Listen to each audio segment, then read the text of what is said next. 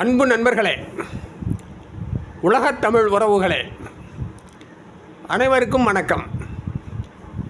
இது மின்னல் கலைக்கூடம் வழங்கும் தமிழ் மூலம் ஹிந்தி கற்போம் பாடம் 26. வாங்க, 26ஆம் பாடம் 7ஆம் வேற்றுமை. நம்ம ஆரம்பத்திலே பார்த்தோம், ஹிந்தியில் 8 வேற்றுமை. முதல் வேற்றுமை 8ஆம் வேற்றுமை விட்டுருவோம், பாக்கி 2லேருந்து 7 வரைக்கும் கவனம் செலுத்தணும்னு சொன்னோம் இல்லை. 7ஆம் வேற்றுமை. வாங்க, இந்த 7ஆம் வேற்றுமை என்னன்னா, ஒரு வாக்கியத்தில் ஒரு பெயர் சொல் அல்லது பிரதி பெயர் சொல் இடப்பொருளை தெரிவித்தால் அதான் 7ஆம் வேற்றுமை. மே, பர்.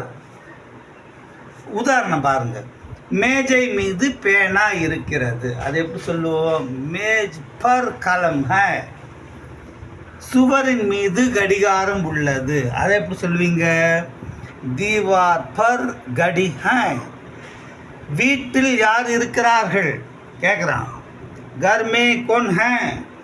யார் இருக்கிறார்கள் ப்ளூரல், கர் மே கோன் ஹை.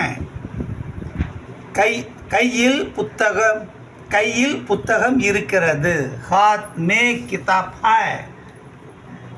என்ன கவனிக்கணும்னா, முன்னாடியே சொன்ன மாதிரி 8 வேற்றுமை உருபுகள் இருந்தாலும் 2லிருந்து 2, 3, 4, 5, 6, 7 இந்த 7 வேற்றுமை வரைக்கும் நம்ம தரவாக படித்து புரிஞ்சுக்கிட்டோம்னா நம்மளோட வார்த்தைகளில் ஒரு தப்பு கூட இருக்காது, பிரமாதமாக இருக்கும்.